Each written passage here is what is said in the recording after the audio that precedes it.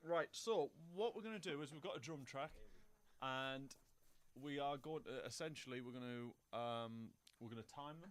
So I'm going to show you how to time the drums. We're then going to put sample replacement on it, and then we're going to mix it as well. So there's going to be kind of three things going on. I'll do it as quick as I can, but it obviously does take some time. So we've obviously recorded our drums. I'm going to play them, and then you'll hear the mistakes on them as well, hopefully.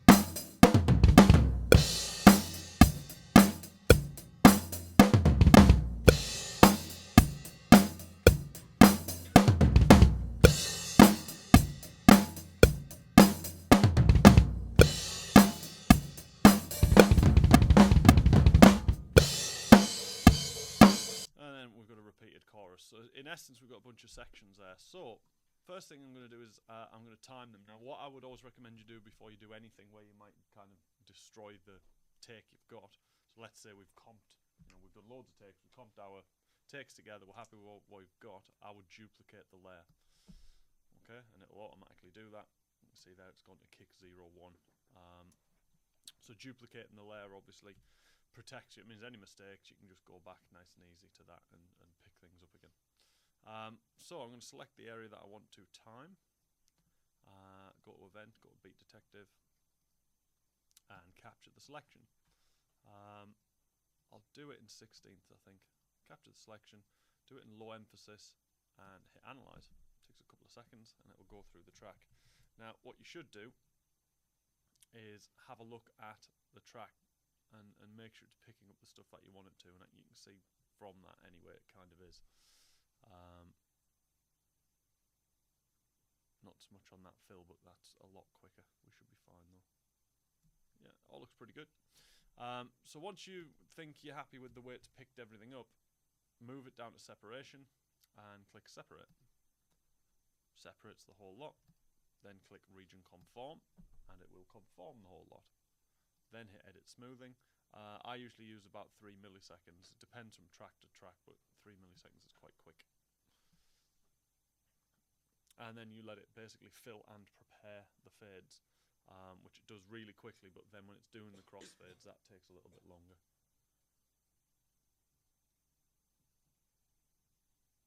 And that's what it's doing now.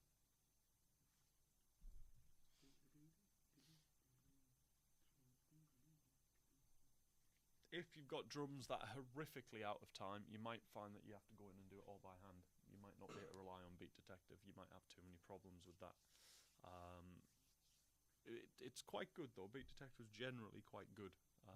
It does just sometimes, unfortunately, make some mistakes, but for the most part, it's pretty decent. But it takes a while when it's doing this part. And bear in mind, this is only a 1 minute 50 length of drums. It's not a full song. So it does take a lot longer when it's doing a whole song.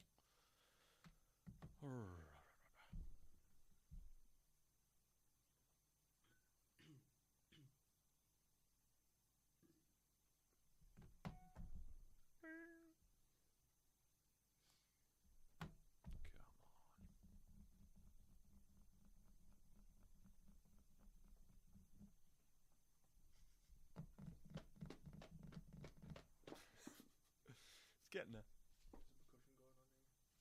what I'm going to do once I've when this is finished creating the crossfades, what I'm going to do is I'm going to go into this and check it basically, make sure everything's fine, and also where there's any repeated sections, move them around if needs be, if there's any parts that aren't working. So hopefully we should be able to fix everything. Right, what I'm going to do is consolidate that whole thing. So it's just Shift Alt 3, and that will turn it into one region without all them breaks in it. And then I'm going to press play and have a listen.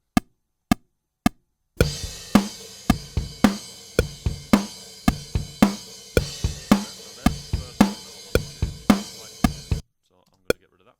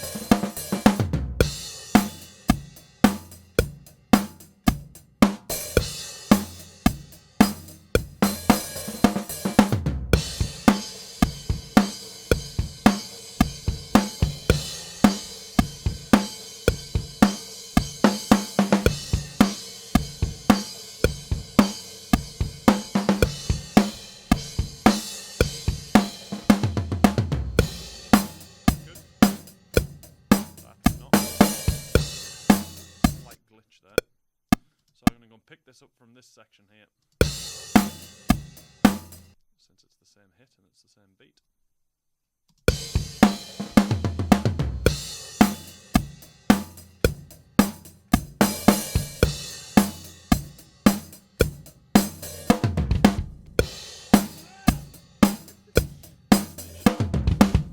What I'm looking for is that fill, which I think is this one.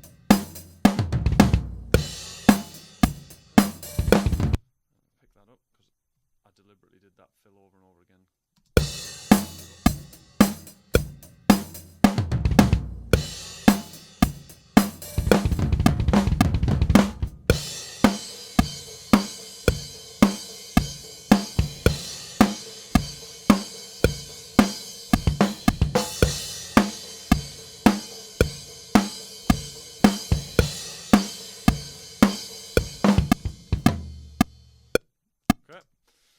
And, you know, I could spend a lot more time making sure every other last part of it was perfect, but that's as near as damn it. It's all nicely in time now from start to finish. Don't have any real issues there. It looks like we're missing part of that overhead. One side's a lot quieter. You might want to be careful when you're recording stuff to make sure that you get both sides accurate, because on here it looks like it's not. Let me just see if I can amend that a little bit.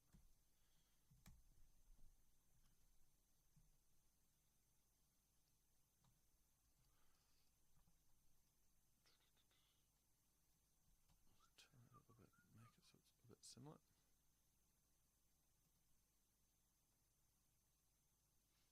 One more. There we go.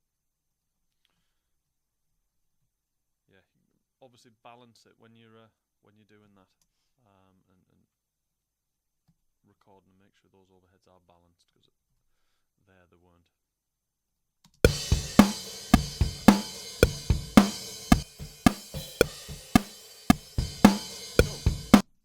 Right, so we've got our comp drums. They're timed. Didn't take very long. We've moved sections around to make sure that, you know, there's a nice consistency to it all. The next thing that you were asking about is how to kind of sample replace or sample reinforce. First off, when it comes to the kick drum, I almost always sample replace as opposed to sample reinforce. With the snare drum, I almost always sample reinforce rather than sample replace. The benefit is that if you sample replace the kick drum, it evens out a lot of the dynamics and keeps that bottom end nice and solid. But with the snare, you kind of want those dynamics, you want those changes, so I tend to just reinforce the snare rather than replace. The sample can sound a bit robotic. So we'll do the kick first. and basically you open up Steven Slate. Now I always use a stereo version of trigger, so even though we've got mono kick, I use stereo trigger.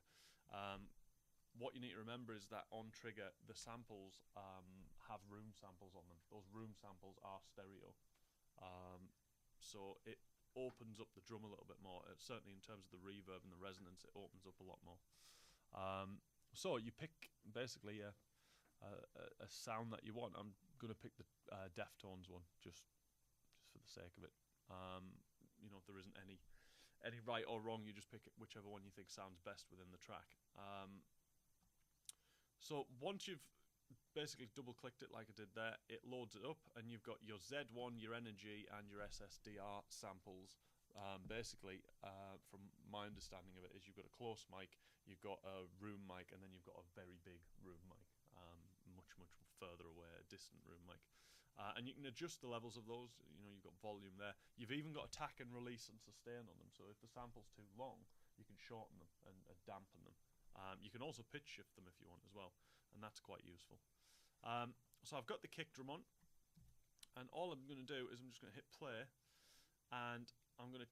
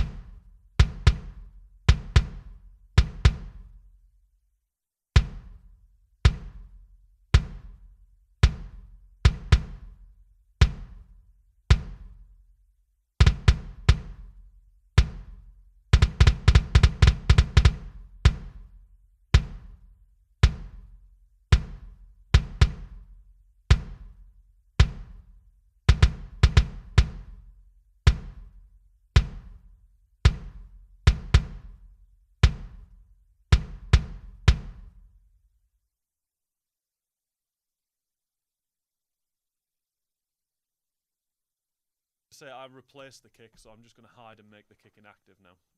So the kick's gone. So we've got our kick sample, which has sat there nicely. Now it's exactly the same process with the snare. I'm going to create a new track called snare sample. And on our snare track, I'm going to put Steven Slate's trigger.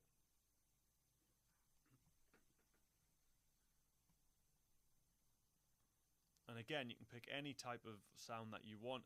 And again, I'm going to go with this tone deaf one just because I love the snare. It's almost certainly not appropriate for this beat, but it doesn't matter, I just like the sound of the snare. But do take your time over picking your samples.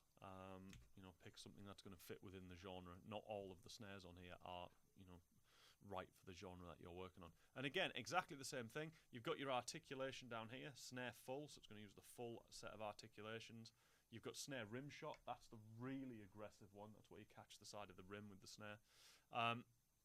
Snare soft, it'll replace everything with soft hits. And then snare hard, it'll replace all of them with hard hits. I'll probably leave it on snare full, actually, on this pass. And again, just make sure it's picking everything up.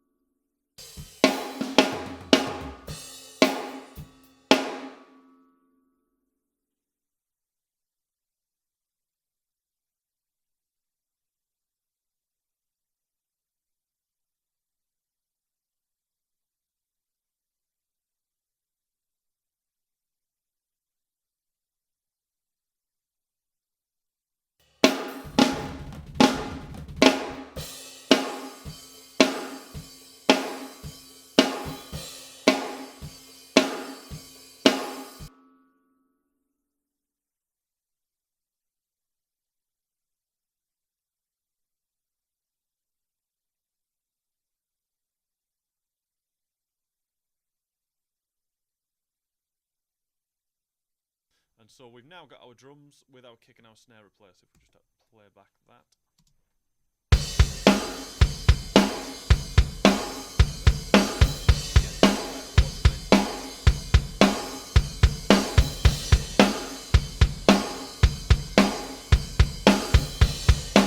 One of the other things that I do then, and you can either do this in the recording stage, or you can do this when you come to the mix down stage. I like to clear out the drums. Now, some genres require more open drums. They require the resonance. They require the noisiness. Other genres definitely need things tightening up a bit.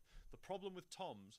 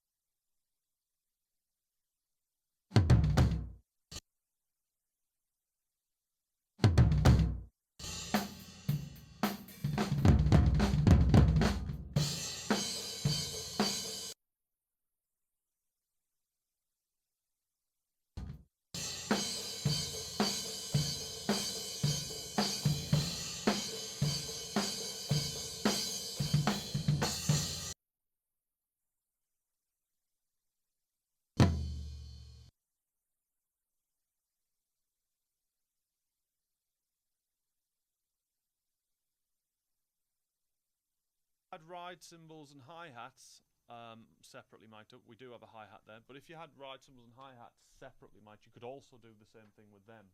But again, remember that when they come in, if they're not in all the time, they might sound abrupt when they come in. So you've got to be really careful when you're going to do that. And I would only do that if you really necessarily need to clean the track up. Otherwise, the hi-hat should be able to sit there just fine. So if I just play that again, you should hear that it's a bit cleaner now that the toms aren't resonating all the time.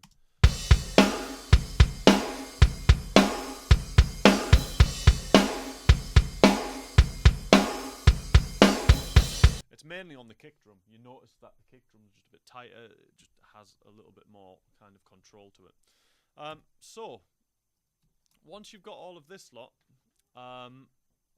let's say we've got everything else on the track as well. You can start having a look at mixing the drums, and there's all sorts you can do in terms of mixing the drums. And what I'll show you on here is really just my way of doing it. It's not you know the way of doing it. There's loads of ways of mixing drums.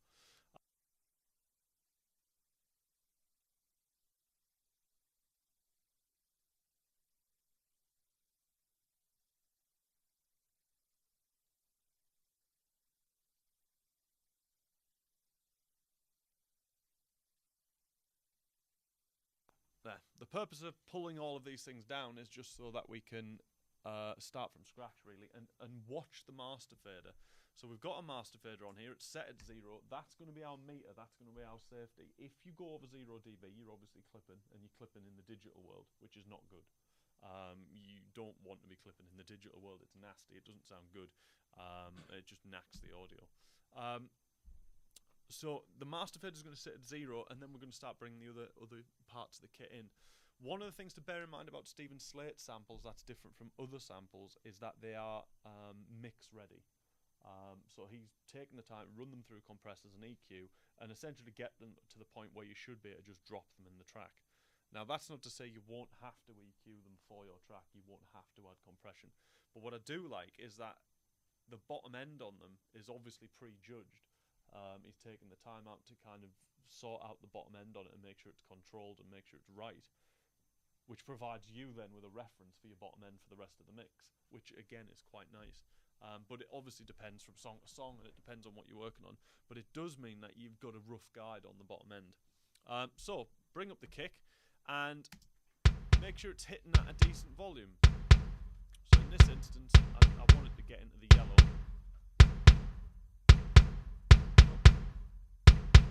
But I want to leave plenty of headroom. Once I get the rest of the kick in, it's going to start getting loud. Okay, so our kick's in.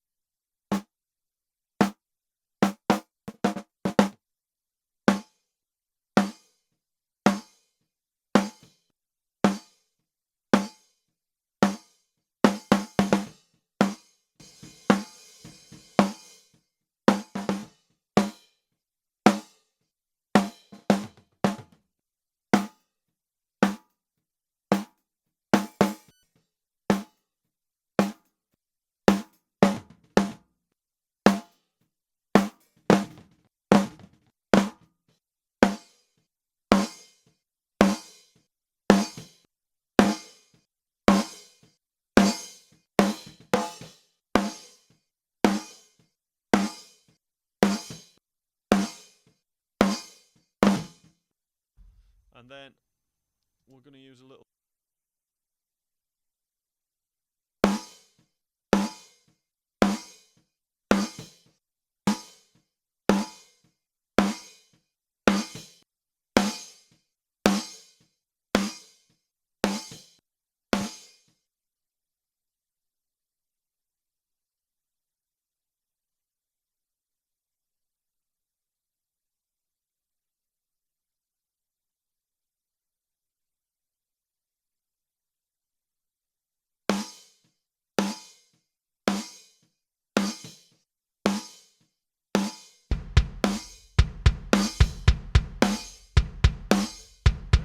Start bringing up the sample now.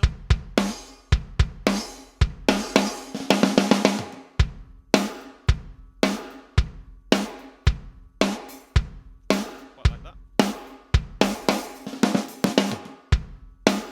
Okay. Then with the toms, I like to use the CLA plugin, but rather than put it on each of the high and the low toms, what I do is I make a tom bus. So call it tom auxiliary. Give it a bus feed, so 1 and 2, and then I just send out the toms to 1 and 2. Okay. Set them at 0 for now. We might have to trim them a bit.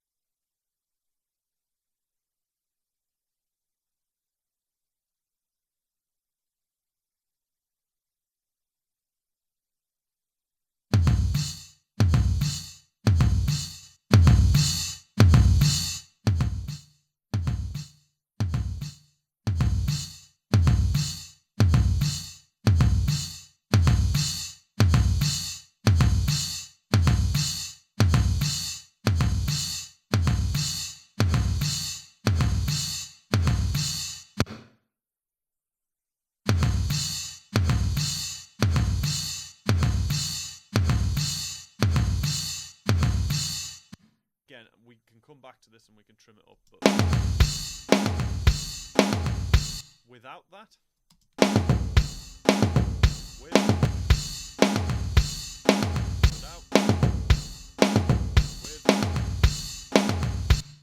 it's worth pointing out that with the CLA plugins, there's a lot of stuff going on behind the scenes. So it looks simple and it looks easy and it's really straightforward to use, but there must be all sorts of EQ and compression and stuff going on behind the scenes of this, because obviously that sound is massively different to this one. And again, for the overheads, I like the CLA plug.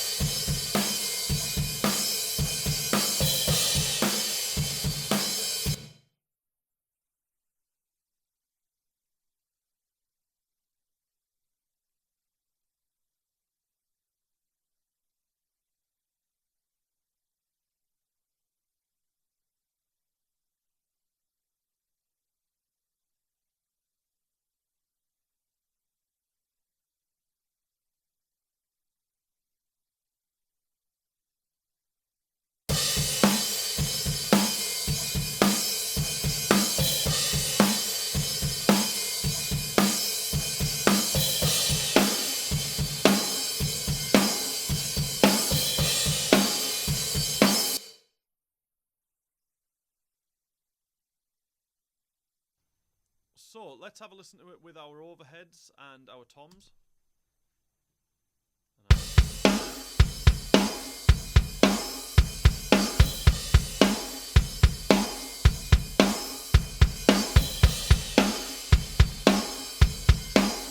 Okay, it's not sound too bad. We've still got our hi-hats to bring in.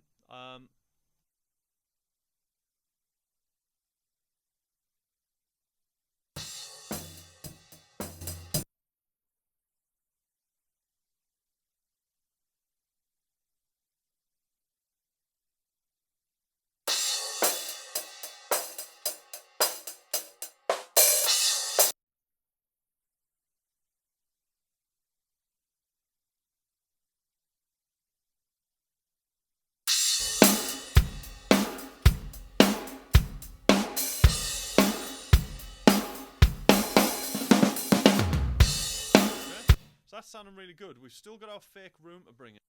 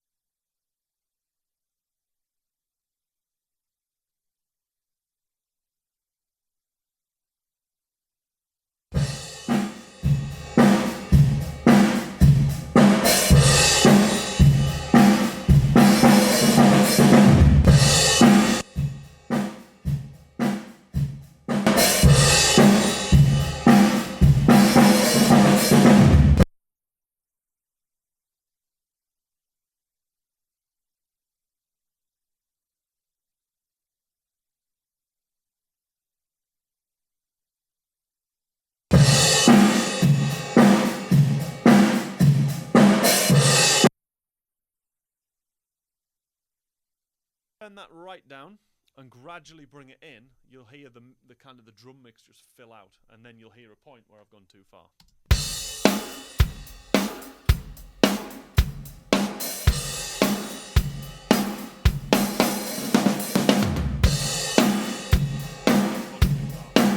Bring it back a bit though.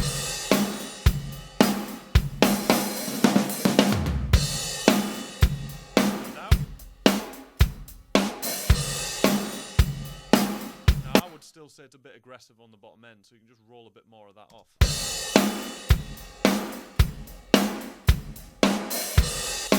Now.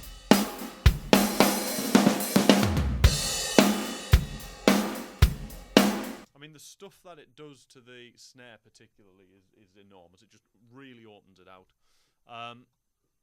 Cool.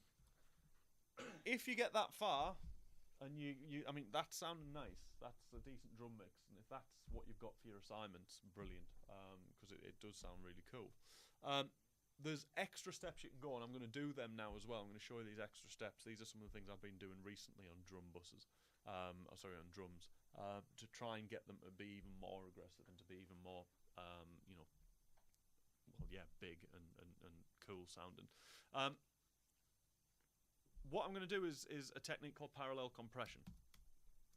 And what I'm going to do is create two mono auxiliaries. I'm going to call it drum PC1 and drum PC2, parallel compression. And I'm going to set them an input each. Okay, I'm going to assign them the same input actually. Okay, and it's mono, don't forget.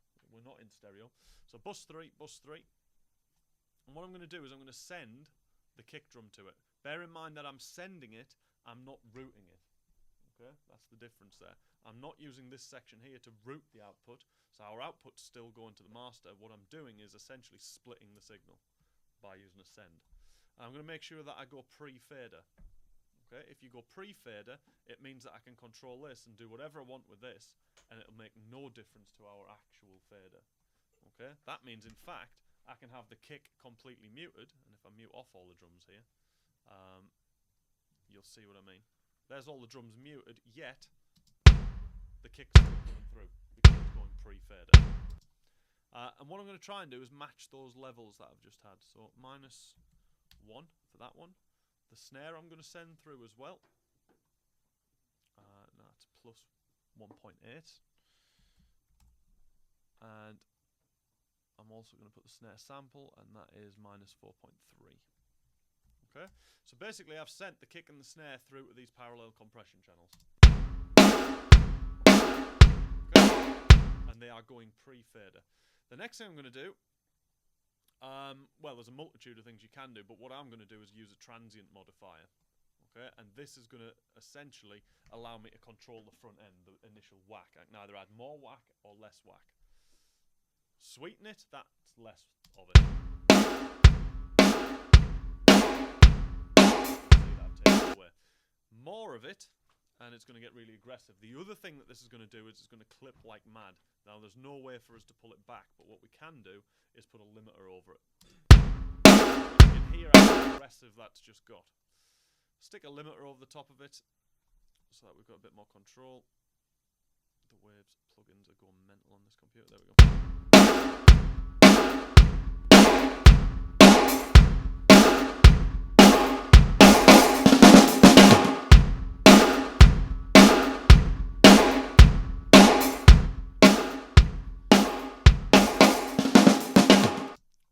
So what I've got is an aggression channel, almost, if you want to call it that. I can move this up or down in the mix, and we will get more of that point.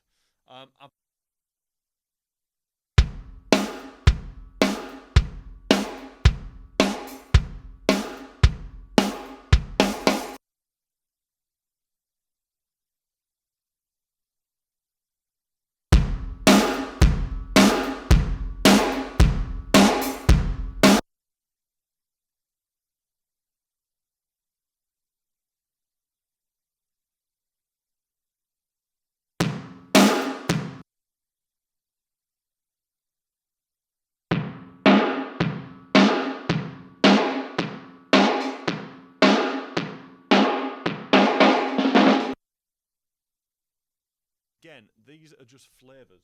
They're just things we can bring into the mix. So if I open this up again, take our mutes off. Here's our drum mix without the parallel compression. And we can start bringing stuff in.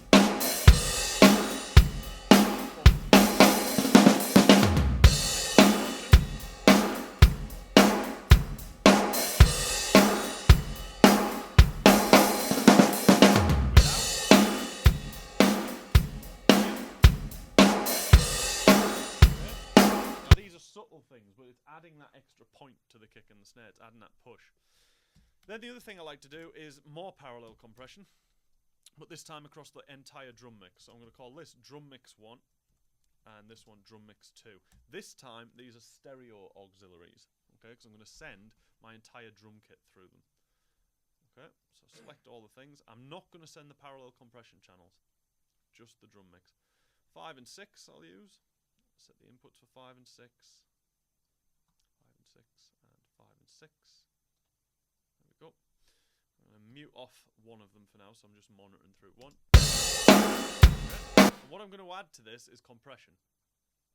Okay, you can use any compressor you want. The one I'm going to use on here is the McDSP one, because actually what this plugin does is it's compression, but it's tape compression. It's emulating the sound of audio hitting a tape and emulating that kind of nice analog distortion. I really like this plugin. I love it actually. I think it's great. Controls are really simple, input and output, and then basically tape machine. You can pick from the tape machine. Now, obviously the names are all copyright, as is always the case with Line 6 Gear and McDSP and anything that's been emulated. So you've got very vague terms: Swiss, Japano, USA M, USA A. But if you open the manual up, you can find out exactly which tape machines this is modelling. But use your ears, basically. Pick the one that sounds the best.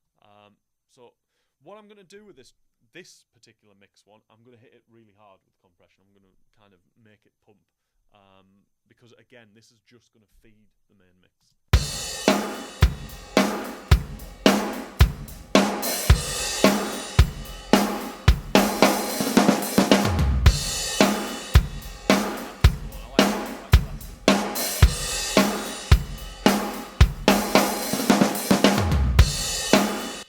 So I've got that drum mix one, and then I've got my original drum mix still, completely unaltered, on this board. what I'm going to do is fade this in.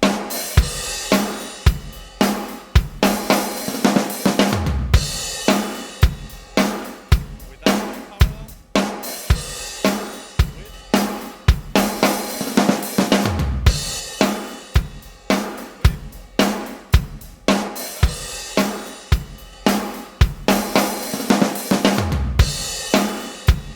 Okay. And that's pretty much it. I'll play the track from the top so you can have a listen to it and see the difference.